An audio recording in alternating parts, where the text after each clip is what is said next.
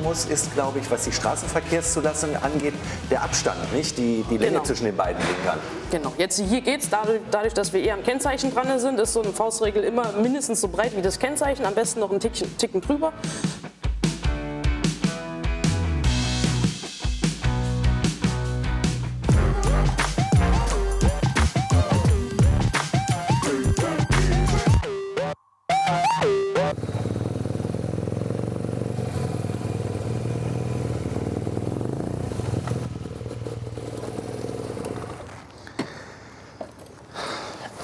So, ich freue mich. Es gibt neue Blinker für die R90 und zwar die Kellermann Arto. Ihr seht hier die jetzigen Blinker, Serienblinker, zwar LED-Technik, aber relativ groß, auch hinten. Die Arto von Kellermann, es ist unglaublich, ich habe die ausgepackt, so klein. Bin ich gespannt. Einbau, worauf müsst ihr achten? All das jetzt. Wir sind bei Riller und Schnauk BMW Motorrad in Berlin-Steglitz. Neben mir ist Mike Kraske. Filialleiter kann man sagen, nicht? Oder Centerleiter oder wie heißt das? Wie du möchtest. Aber Chef vom Ganze und Chrissy. Und ja, wir haben heute ja, ein bisschen Umbau an meiner R90 vor, aber ich will noch mal wissen, ich höre immer wieder BMW, Riller und Schnauk in Berlin, ihr seid irgendwie die Customizing-Profis und ich sehe das auch immer wieder, wenn ich hier durch die Räume laufe. Es gibt ja kaum ein Bike, das nicht irgendwie geändert ist. Das ist so ein bisschen eure Leidenschaft, oder? Da war ich ja direkt rot. Ja. Also es wäre schön, wenn es tatsächlich so im Markt wäre, dass die Leute das sagen, aber ja, tatsächlich machen wir ein bisschen was.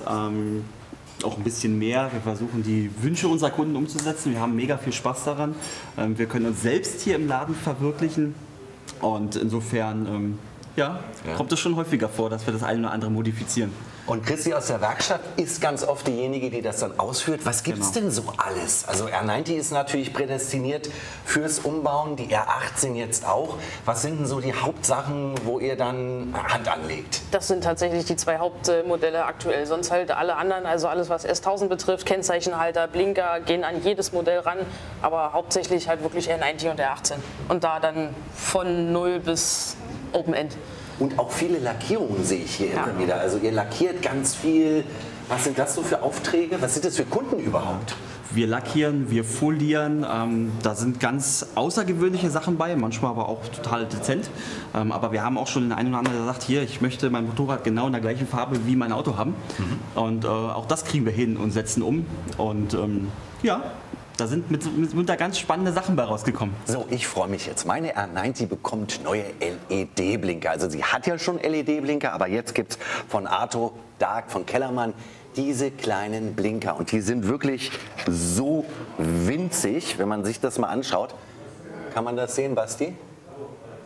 Hier, echt ganz klein. Und du, Chrissy, hast mit den Dingern eigentlich schon viel Erfahrung. Ihr verbaut die oft, ne? Ja, regelmäßig tatsächlich. Ja. Und qualitativ? Einwandfrei, keine Probleme. Metallgehäuse und was ganz besonders ist, ihr müsst, wenn ihr das selber einbaut und euch die Kellermann holt, ihr braucht keine Zulassung, beziehungsweise ihr müsst sie nicht irgendwie eintragen lassen. Die haben eine ECE-Genehmigung. Ich würde dann sagen, Chrissy, walte deines Amtes und mach meine R90 schöner. Mach ich. Bitte. Ich freue mich. So, dann fange ich mal an. Also erstmal gucke ich mir den Bestand an, Sitzbank runterbauen, gucken, wie ist der Bestand von den Kabelbaum, die alten Blinker abmachen und dann legen wir los und bauen uns dann schöne neue Blinker an.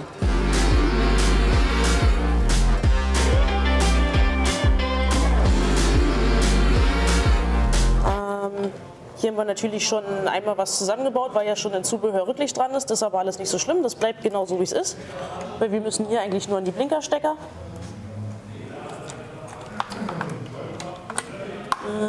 Dann müssen wir jetzt natürlich gucken, bevor ich die auseinander mache. Nicht, dass ich rechts und links verwechsle am Ende, das wäre dann ärgerlich. Dann müssen wir suchen.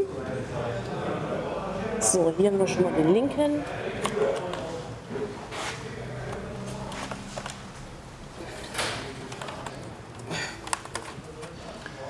Worauf müsste man denn achten, wenn man sich da selber antraut? Was sind so die Fallhöhlen, sage ich mal, oder die Fettnäpfchen, in die man treten kann, dass man nichts kaputt macht? Eigentlich so viel kann man nicht kaputt machen. Also wenn man jetzt gar keine Ahnung hat, wäre es auf jeden Fall sinnvoll, sich mal einen Schaltplan zu besorgen, dass man jetzt weiß, wo ist Plus, wo ist Minus, wo gehört der Blinker ran. Braucht man aber auch tatsächlich gar nicht unbedingt, weil In den Atto-Blinkern ist eine Bedienungsanleitung drin und da steht auch die Kabelfarben drin. Also was ist Plus, was ist Minus und dann einfach nach der Anleitung das anklemmen und dann gibt es eigentlich keine Probleme. Und bei manchen Motorrädern gibt es ja einen CAN-Bus, also ein elektronisches System, wo im Prinzip alles abgespeichert ist, damit die Systeme miteinander arbeiten. Müssen die denn eingelesen werden, die Blinker? Nee, gar nicht, weil das ist ja jetzt schon alles LED und das ist jetzt dann nachher genauso wie der LED. Es gibt manche Modelle, da muss man vielleicht noch einen Widerstand einbauen. Das kann unter Umständen möglich sein, wenn es eine Fehlermeldung gibt oder was auch immer. Aber das ist von Modell zu Modell unterschiedlich, das muss man dann einfach ausprobieren. Okay. Dann haben wir schon mal den ersten originalen Blinker, den brauchen wir nicht mehr.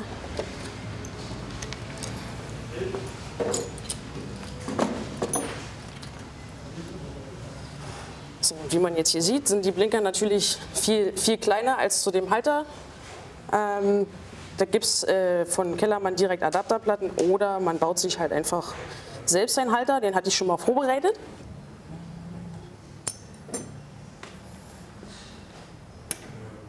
So, und jetzt hast du selber so ein Adapterstück gebaut, oder was ist das jetzt? Naja, also nicht komplett selber gebaut. Also es gibt ja in den Lieferumfängen von diesen ganzen Kennzeichenhaltern sind ja immer so Adapterstücke für Blinker drin. Okay.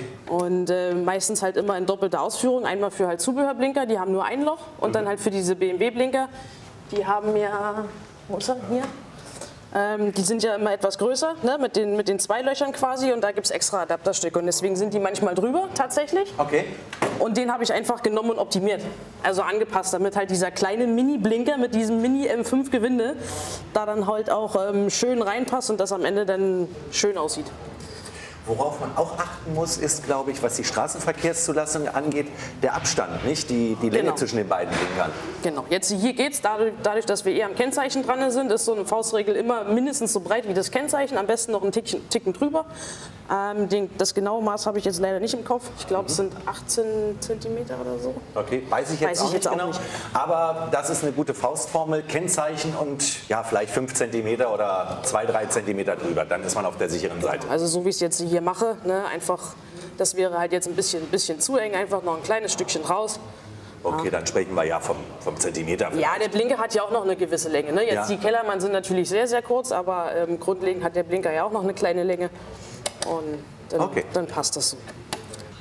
Schön ist bei dem Blinker, man kann die auch nicht vertauschen von rechts auf links. Das ist völlig egal, die sind alle gleich. Okay. Also da muss man jetzt nicht irgendwie vorsichtig sein oder irgendwo aufpassen. Man sollte immer nur gucken, dass die annähernd waagerecht zum Boden sind, ne? Also dass sie nicht hier nach oben stehen oder irgendwie nach unten leuchten, ne? Dass sie einfach ein bisschen schön waagerecht sind. Sieht schön aus und macht ein schönes Licht.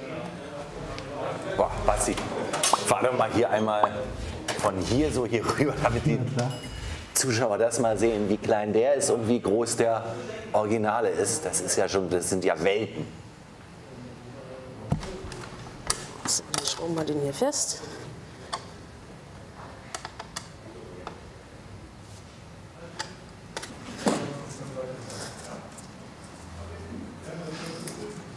So, dann werden wir uns die Kabel noch ein bisschen mit Schrumpfschlauch schützen, ja, weil die ja sehr dünn sind.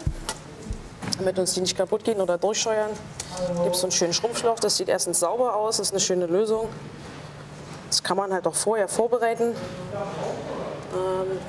Wenn man sich das grob ausmisst, passt das ungefähr so. Und der passt sich dann durch Hitze, durch ein Feuerzeug oder so, passt er sich dann Genau. an quasi? Ich habe noch einen Heißluftföhn hier, den nutze ich dann gleich und dann mache ich das warm und dann schrumpft er sich halt schön zusammen. Genau. Daher kommt der Name.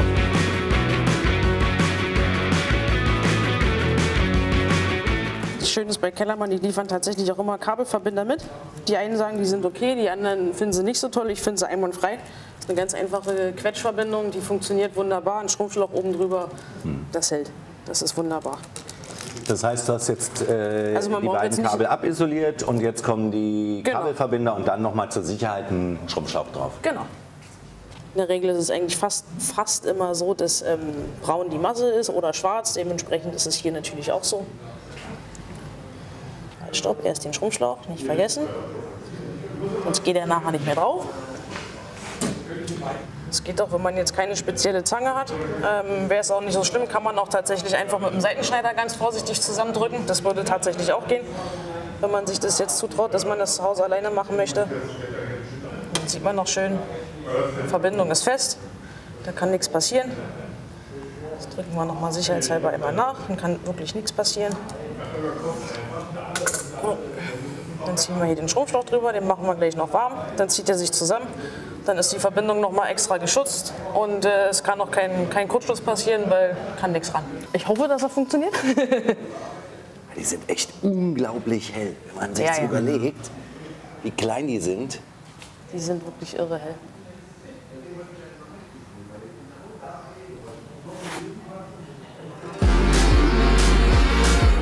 So, hinten ist es vollbracht. Ganz lieben Dank, Chrissy. Bitte gerne. Jetzt geht's nach vorne.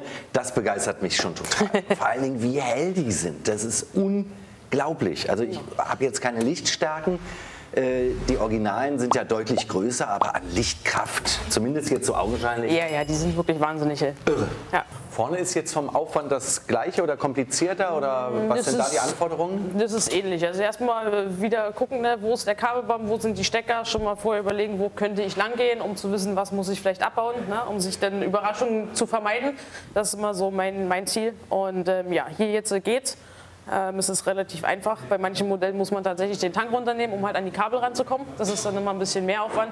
Aber hier, ich versuche es jetzt erstmal ohne und wenn es aber zu kompliziert wird und nicht geht, dann mache ich den Tank noch schnell runter. Aber ich denke, das kriege ich so hin. Okay, wir sind gespannt. Jetzt können wir das hier eigentlich alles erstmal vorbereiten, weil den Halter brauchen wir leider wieder neu. Also was heißt leider? Ist ja an sich okay. So, in dem Fall kann ich jetzt keinen Halter selber bauen, weil es ist halt alles Plastik. Dafür gibt es aber von Kellermann Adapterplatten, ne, die man dann halt genau so hier drauf setzen kann, damit es einen schönen Abschluss gibt und nicht mehr diese hässlichen Löcher sind von BMW. So, wunderbar, fest ist es, gerade ist es auch. Hier ist schön waagerecht. So, dann dasselbe wie hinten, einmal kurz anhalten, die Kabellänge zu testen, damit man weiß, wie viel brauchen wir, wie viel Schrumpfschlauch brauchen wir. Und wo können wir mit den Kabeln lang gehen? So, kurz anhalten. Dann gehen wir immer hier rum. So, bis da hinten hin. Da einmal hoch. Genau. Das ist dann unsere Kabellänge. So, dann gucken wir erstmal, ob es geht.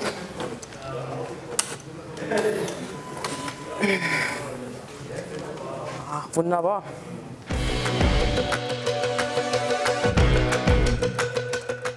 So, machen wir erstmal eine kurze Funktionsprobe.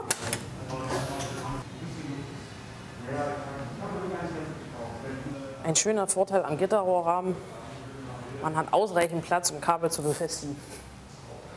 Brauchtest du denn für die Vorderblinker auch irgendein Adapterstück oder was? Das ist Genau, da habe ich die Adapterplatten angebaut. Das heißt, wenn man sich die Arto Kellermann kauft, sollte man sehen, dass man da nochmal das extra kauft. Wo kriegt man das?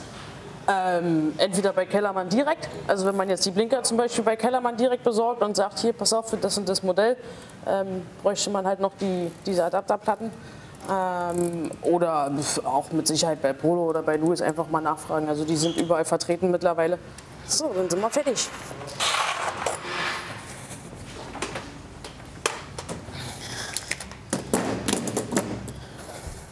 So, dann machen wir nochmal abschließende Funktionskontrolle. Gucken, ob alles geht. Lenker links, vorne geht er, hinten geht er. Wunderbar.